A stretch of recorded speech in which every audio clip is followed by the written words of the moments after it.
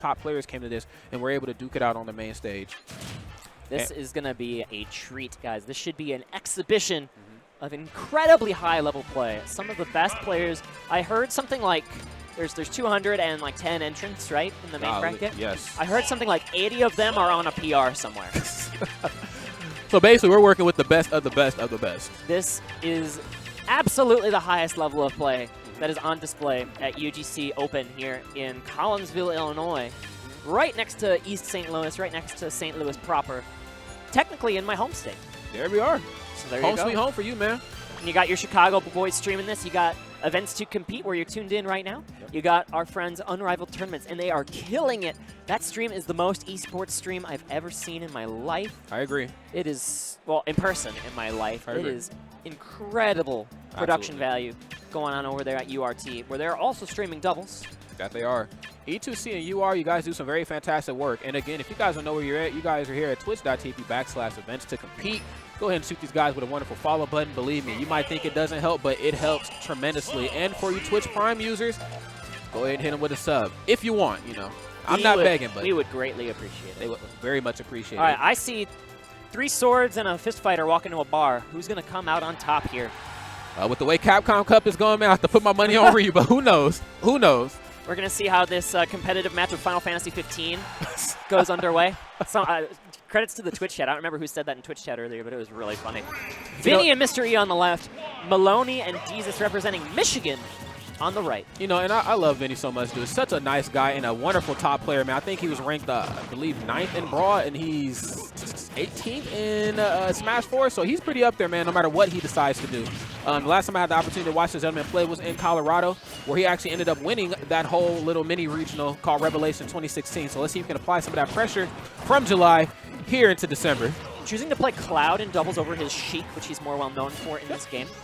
He's got Limit fully charged, and Mr. E is familiar with teaming with Clouds. I don't know if you're familiar, but at endgame, he teamed with... Whoa, he's going to get the last hit of that.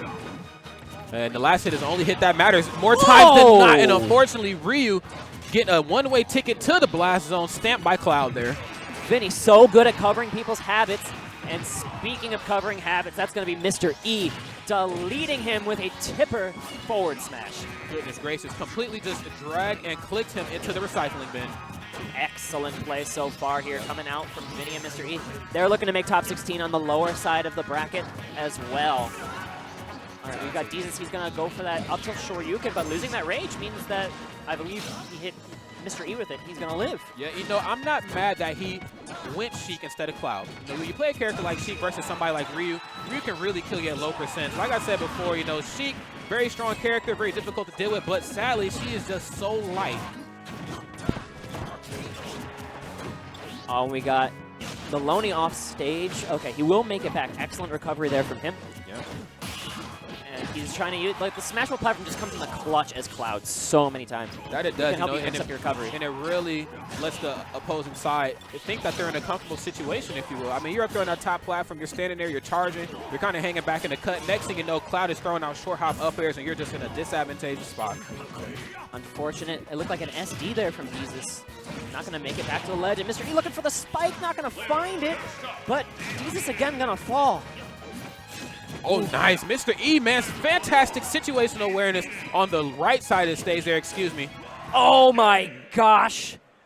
What on earth was that Smashville platform combo deleting Deezus from the side? And just a body bag of a game one here. That it was. Ladies and gentlemen, get out the chalk lines because we have a homicide on our hands here. Grab the yellow tape quick. You get the cops in here. Oh my goodness. That was deletion. That it was. That was just a complete body bag. That was ugly. Mr. E got that look on his face like, yeah, I did that. Yeah, this is happening, man. Like, this happens all the time. I just make Marth look like one of the best characters in the game. Making him look like Melee Marth, man. Looking like young Ken out here. Mr. E playing Marth since the beginning of Smash 4, I believe, for the entirety of its lifespan. And even when Marth was considered a low tier, you know, Marth was always one of those characters that kind of stayed in the middle. You know, a lot of people didn't really know where to put him. You know, he's obviously not high tier, but he's far from low. You know, he kind of stays to himself. But in the patch where Bayonetta and Corrin came out, he actually got pretty good. Oh my Mioni goodness. with the excellent awareness to land that finishing touch, taking a stock super early. Oh my goodness, and speaking of taking a stock, very nice there. Ryu giving his teammate there some coverage as his shield was broken. Mr. E trying to silence the crowd there with that shield breaker attack. And Vinnie gonna start to silence it himself, getting his team on the board with that limit cross slash, connecting onto Mioni. Yeah, now I expect to see Ryu live a little bit longer here. We're on a stage that has a bit more room to work with. And on top of that, Ryu packs a whopping punch, and he's not so much concerned about the huge blast zones that Battlefield brings, excuse me. As we know, all it's going to take is one up tilt and a true shoryu to take any stock. It looks like Deezus is missing some of his inputs here, and that's going to be an unfortunate stage spike, putting Mr. E and Vinnie again convincingly ahead. My goodness. So the blue team, though, they're still very much in this. They're going to have to figure out a way to get this stock off of Vinnie as quick as possible. But when Vinnie plays a character like Sheik, he knows that maneuverability is the name of the game. And looking for that reverse narrative cross slash, going to whiff, though, unfortunately. Yeah. Good DI there by Deezus to make sure that did not connect. Oh, yeah, absolutely. And Mr. E, he is in the precipice of death here. We could see him die to a shoryu. We could see him die to some cloud stuff. And there, the other cloud gonna die off to the side. And Sturm says cloud stuff, so that's exactly what it is, man. That's exactly what I classify it as. You let him get his limit and cloud stuff starts happening. Cloud is the comeback kid.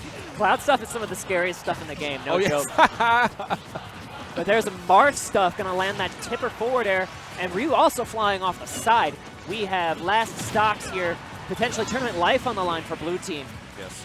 Ledge trump back air was enough to clean up Ryu's stock there. It just Ryu, a pretty mobile character off stage, or if you will, you know, Tatsu, and of course Shoryu is the name of the game when you're trying to recover, but he ended up snapping ledge, and that was just some nice situational awareness from Vinnie as he went for that ledge trump and just cleaned that man up real quick. Mr. E is very aware of how vulnerable Ryu's recovery is. We've seen him, I think, get 2 or 3 stage spikes in these 2 games onto Ryu, and they look at least very hard to tech, if not untechable. You know, and stage spikes can do it versus Ryu, or just a simple runoff counter could be enough to do it, you know? Oh, yeah. As he's throwing out that wonderful hitbox that Tatsu has, I mean, that can spell doom, unfortunately, for Ryu. If you understand the patterns that a Ryu recovers in, it's very easy to take advantage of it. Oh, yes. Now Ryu's planted in the middle of the stage here. He's going to be fishing. You see him fishing with that elbow. He's saying, hey, what's up? Unfortunately, he didn't quite get a bite, though. Yeah, he's not going to land that. And that's going to pressure the focus attack.